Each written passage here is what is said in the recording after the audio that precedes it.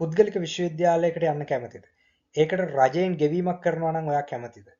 ඔබ A level සමත් වුණ දරුවෙක් නම් පුද්ගලික විශ්වවිද්‍යාලයකට ඇතුළත් වෙලා රජයෙන් ලබා දෙන පොලි රහිත ණය ක්‍රමයක් යටතේ වසර 3ක 4ක උපාධියක් ලබා ගන්න අනගි අවස්ථාවක් මේ වෙලාවේ ඔයගොල්ලන්ට ලැබිලා තියෙනවා.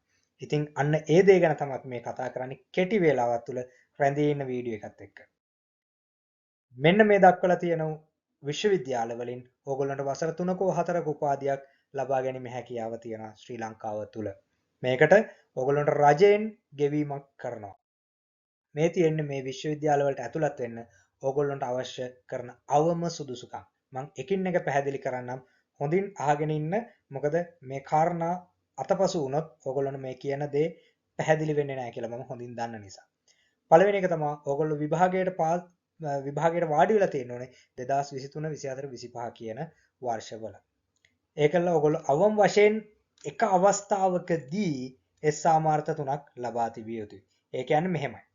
අපි හිතමු දරුවෙක් 2023 විභාගයට වාඩිලා S සාමාර්ථ 3ක් ලබාගෙන තියෙනවා. 24 25 දී ආ විභාගය කරලා නැහැ. එයා S සාමාර්ථ 3ක් ලබා තිබෙන නිසා එයා යුනිවර්සිටි යන්න ක්වොලිෆයිඩ්. රජයේ විශ්වවිද්‍යාලයට යන්න ක්වොලිෆයිඩ්. හැබැයි එයා ගිහිල්ලා නැහැ. මොකුත් එතනින් පස්සේ ඉගෙනීම් කටයුතු කරලා නැහැ. හැබැයි එයාට මේකෙන් අවස්ථාව ලබා ගන්න පුළුවන්.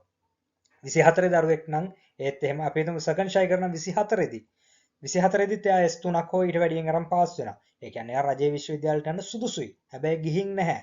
වෙනත් උසස් අධ්‍යාපන ආයතනයක රෙජිස්ටර් වෙලාවත් ඒ වගේ උපාධියක් සර්ටිෆිකේට් කෝස් එකක් ඩිප්ලෝමාවක් කිසි එකක් කරලා නැහැ. මේ දරුවත් සුදුසුයි. හරිද? එහෙනම් 2025 කරපු දරුවටත් එහෙමයි. හැබැයි 25 දී S2යි F1යි නම් 24 දී S3ක් තිබ්බා කියලා ඒකෙන් මේකට ඇප්ලයි කරන්න බෑ. ඒ කියන්නේ මේ ස්කීම් එකට සලකා බලන්නේ ලේටස්ට්ම රිසල්ට් ෂීට් එක. හරිද? අවස්ථාවල් 3කට වඩා වාඩි වෙලා තියෙන විභාගයට ඒත් ඔයාව සලකන්නේ නැහැ. හරිද? එහෙම නැතුව S සාමාර්ථ 3 ලබාගෙන තියෙන අවස්ථා 3කදී නම් ඒත් ඔයා ක්වොලිෆයි වෙන්නේ නැහැ. එහෙනම් මේකේ කාරණේ මේකයි 2023 24 25 කියන ඕනෑම වර්ෂයකදී ඔයා විභාගයට පෙනී ඉඳලා තියෙන්න ඕනේ. ඒක ඔයාගේ first second or third attempt එක වෙන්න පුළුවන් විභාගයට වාඩි වුණා. ඒකෙන් latestම attempt එකේ ඔයා මේ වර්ෂ 3 තුලදී S සාමාර්ථ 3ක් ලබාගෙන තියෙනවා නම් ඔයා මේ ස්කීම් එකට ඇතුළත් වෙන්න eligible. හරිද? ඒ කියන්නේ ඔයා රජයේ විශ්වවිද්‍යාලයට යන්න සුදුසුයි. සහ මෙතන අනිත් කාරණේ තමයි ඔයා රජයේ විශ්වවිද්‍යාලයට ඇතුළත් වෙලා හිටියොත් රෙජිස්ටර් වෙලා හිටියොත් රාජ්‍ය ආයතනයක කරන විශ්වවිද්‍යාල මොනවාද උපාධියක් සර්ටිෆිකේට් කෝස් එකක් වගේ ඕනෑම දෙයක රෙජිස්ටර් වෙලා හෝ හදාරමින් සිටිනවා නම් ඒත් ඔයා මේකට ක්වොලිෆයි වෙන්න. එහෙම නැත්නම් ඔයා මේකට ක්වොලිෆයි වෙනවා. හරිද? ඉතින් ඕක තමයි A level subject ගැන තියෙන කතන්දරේ. ඊට පස්සේ common general test එක ඔයා පළවෙනි දෙවෙනි තුන්වෙනි කියන අවස්ථාවල් ඕන එකකදී ඔයා common general test එකට ලකුණු 30ට වඩා වැඩියෙන් අරන් තියනවා නම් ඔයා අනිවාර්යෙන්ම මේකට ක්වොලිෆයි වෙනවා. ඊට පස්සේ English language requirement එක ඔයා S pass එකක් ලබා තියෙන්න ඕනේ general English වලට A level වල ඒ වගේම O level වල English language වලට. ඉතින් මේක අනිවාර්ය දෙයක්. ඒ වගේම විශේෂයෙන්ම කියන්න ඕනේ වයස අවුරුදු 25ට වඩා අඩු වෙන්න ඕනේ 2026 මේ අවුරුද්දේ සැප්තැම්බර් 27 වගේ වෙනකොට. හරිද? ඒ දිනේ පැහැදිලිව දාලා තියෙනවා. බලා ගන්න. ඒ වෙනකොට ඔයාගේ වයස 25 හෝ 25ට අඩු විය යුතුයි. හරිද?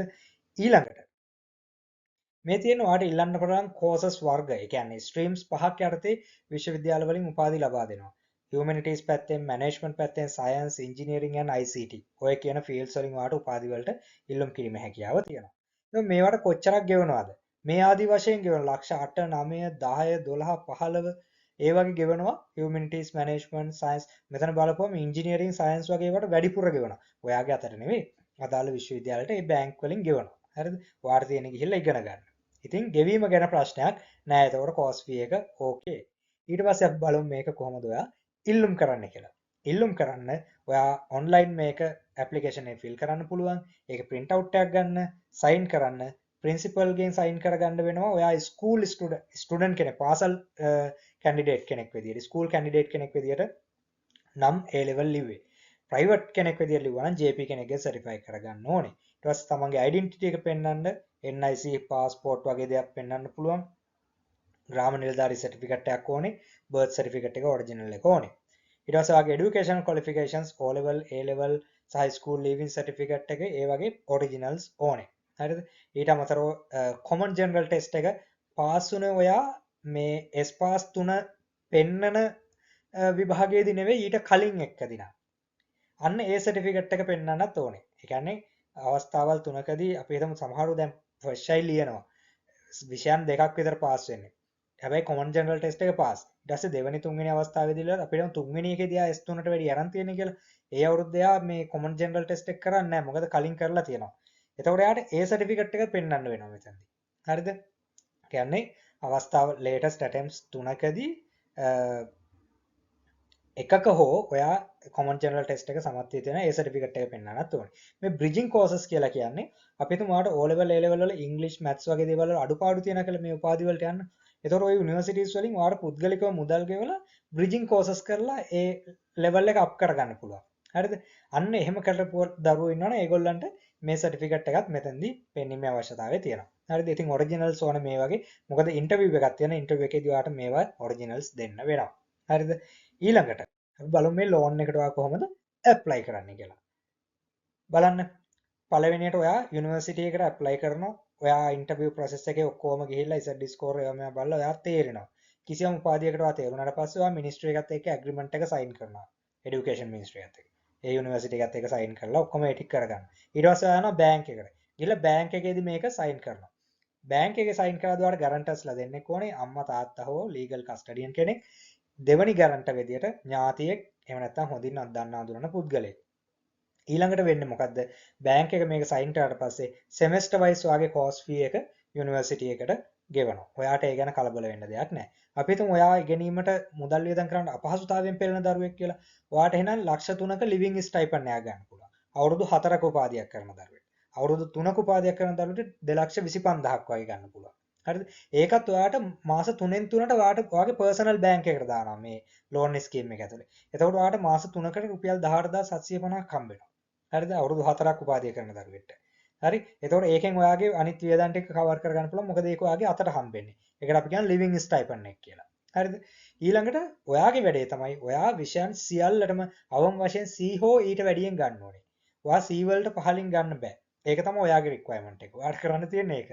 ඔයා C එකක් විෂයකට ආවොත් ඔයා ඊළඟ විභාගෙට වාඩි වෙලා ඒකෙදි ඔයාට ඒ විභාගෙට වාඩි වෙනට අමතර ගාණක් ගෙවන්නේ නම් ඒක ඔයාට අතින් ගෙවන්නේ නැහැ. ඒක මේ ලෝන් එකකින් ගෙවන්නේ නැහැ. හැබැයි ඔයා C එකක් අරන් පෙන්නන්න ඕනේ. ඔයා මේ දේවල් කරන්න බැරි වුණොත් ඔයාට වෙන වෙන කන්සික්වන්ස් වලට මුහුණ දෙන්න වෙයි. හරිද? ඊට පස්සේ ඔයා ලෝන් එක රීපේ කරන්නේ කොහොමද? ඔයා අවුරුදු 4ක උපාධියක් කරන දරුවෙක් නම් ඔයාට 4න් පස්සේ ඔයා ජොබ් එකක් හොයාගෙන එතන ඉඳන් අවුරුදු 7ක් දක්වා කාලයක් දෙනවා ඔයාට මේ ලෝන් එක ගෙවන්න. හරිද? අවුරුදු 3ක උපාධියක් කරන දරුවෙක් නම් එයාට හම්බ වෙන අවුරුදු 8ක කාලයක් අවුරුදු 3 උපාධියෙන් පස්සේ මේක ගෙවන්න. බලන්න දීර්ඝ කාලයක් ඔයාට දීලා තියෙනවා. ඉතින් කොච්චර වාසීද දරුවනේ ඔයගොල්ලෝ මේවා අරගෙන ගිහිල්ලා ඉගෙනගෙන රටට යමක් කරන්න. අපි හිතමු හදිස්සියවත් ඔයාට මේ 7 හෝ 8 කියන අවුරුදු වලදී ගෙවා ගන්න බැරි වුණා කියලා. මේ අවුරුදු 7 8 කියන්නේ මේ උපාධිය කෑල්ල නැතුව උපාධිය 4යි එතනින් එහාට 7යි. ඒකෙදිත් ගෙවා ගන්න බැරි වුණා. එහෙනම් ඔයාලා තව අවුරුද්දක් දෙනවා වැඩිපුර ගෙවන්න. අන්න ඒ ආදි වශයෙන් ඔයාලා ගෙවීමේ ක්‍රමය පහසු විදිහට හදාගන්න පුළුවන්. හරිද? එතකොට මේ උපාධිය ඇතුලේ මම අර දාලා තියෙන PDF එකේ බලන්න උපාධි වල විස්තර දාලා තියෙනවා. ඒ වගේ ඇතුළට ගියපම ඔයාට ගන්න පුළුවන් ජොබ්ස් මොනවද? ඔයාට ඉන්ටර්න්ෂිප් හම්බෙන්නේ මොනවද? ඔයාගේ මේන් කෝසස් මොනවද? ඒ වගේ ඔයාට ෆොරින් ඔපචුනිටිස් මොනවද? මේ සියලු විස්තර ඕකේ අන්තිම පිටුවල දාලා තියෙනවා. හරිද? ඒවා ඔක්කොම ගිහිල්ලා කියවන්න. හරිද? ඒක තමයි ඔයාගේ වැඩේ. අපිට මෙතන ස්පූන් ෆීඩ් කරන්න බෑ. ඒ නිසා ඔයාගේ වැඩේ තමයි ඒ දේ. හරිද? වැරදිලවත් ඔයාට මේ ලෝන් එක ගෙවන්න අසමත් වුණොත් ඔයාට ඔයාගේ නම ඔයාගේ ගැරන්ටර්ස්ලා ඔක්කොමලා ක්‍රිබ් එකට යනවා. ඊට පස්සේ ඔයගොල්ලෝ ෆයිනෑන්ෂලි කරප්ටඩ් පුද්ගලයෝ විදියට මේ වෙනවා. ඒ නිසා ඔයගොල්ලෝ ඒ දේවල් කරගන්න යන්න එපා. මොකද ගැරන්ටර්ස්ලා ඔයගොල්ලෝ විශ්වාස කරලා මේක සයින් කරන්නේ. ඒ නිසා අනිවාර්යයෙන්ම නම ලිස්ට් කරගන්න එපා ක්‍රිබ් එක ඇතුලේ. හරිද? ඔයාට අපි හිතමු උපාධිය කරගන්න බැරි වුණොත් මගදී අතාරිනොත් අසනීපයක් වුණොත් ඒ වගේ දේවල් වලදී ඒක විශ්වවිද්‍යාලයත් එක්ක කතා කරගෙන කරන්නේ කොහොමද කියලා ඒ දේවල් කතා කරගන්න පුළුවන්. හරිද? ඔයාගේ ප්‍රධානම දේ තමයි ඔයා විභාගවලදී සියලුම විෂයන් වලට සීසා මාර්ථ ගැනීම. හරි? හෝ ඊට උඩින් ගැනීම. හරි? ඔයා අපි හිතමු උපාධිය ඉවරලා 5 වෙනි අවුරුද්දේ ඔයාට ජොබ් එකක් හම්බෙලා ඔයා 6 වෙනි අවුරුද්දේ රට යනවා කියලා අන්න ඒ වගේ. එතකොට ඔයාට අවුරුදු අර 7ේම කාලේ හම්බෙන්නේ නැහැ මේක ගෙවන්න. මොකද ලංකාවෙන් යන්න යනවනේ. අන්න එදාට ඔයා අර ෆුල් amount එක ඔයාට ගෙවලා තියෙන එක ගෙවන්න ඕනේ. එකවර ගෙවලා ඔයා යන්න ඕනේ. හරිද? එහෙමයි. එතකොට එහෙම නැත්නම් ඔයා අපි හිතමු අවුරුදු 2ක් විතර උපාධිය කරලා මැදින් නතර කරනවා කියලා. මට බෑ කියලා අතාරිනවා. එතකොට ඔයා ඒ වෙනකොට ඔයාට ලෝන් එකෙන් ගෙවලා තිබ්බ ටික නැවත බැංක් එකට ගෙවන්න ඕනේ. ඔන්න ඔය කාරණා ටික තමයි ඔතන තියෙන්නේ. ඒ නිසා දරුවනේ ඔය ටික ඔක්කොම ඔළුවේ තියාගන්න. ගෙවන එක ඔයාලට හිමීට කරන්න පුළුවන් කාලේ දීලා තියෙනවනේ. ඒ නිසා ඔයගොල්ලෝ කරන්න ඕනේ. අනිවාර්යයෙන්ම මේ වීඩියෝ එක මුල ඉඳන් අගර බලන්න.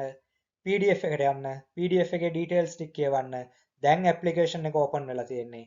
ඕගොල්ලෝ මේ qualification සම්පූර්ණ කරලා තියෙනවා නම් අනිවාර්යයෙන්ම උපාධි කීපයකට ඉල්ලන්න. ඔයා මොකකට හරි select වෙයි. මොකක් වුණත් ඔයාගේ preference එක අනුව තමයි මේ උපාධි වලට ඔයාව select කරන්නේ. ඒ නිසා first preference වලට කැමතිම එක දාන්න. ඒ ආදි වශයෙන් පහළට අඩු වෙන විදිහට දාන්න. මොකට තේරුණත් හොඳින් ඉගෙන ගන්න. ඉගෙන ගත්තොත් ඔයාට ලෝකෙ දිනන්න පුළුවන්. එහෙනම් ජය වේවා දරුවනේ. මේ වීඩියෝ එක දන්න අයට ෂෙයා කරන්න. channel එක subscribe කරලා තියාගන්න. කමෙන්ට් එකක් දාන්න ඕගොල්ලන්ට අවශ්‍ය ප්‍රශ්න තියෙනවා නම් මම ඒවට උත්තර ලබා දෙන්නම් ඉදිරියේදී. ඉතින් බොහොම ස්තුතියි.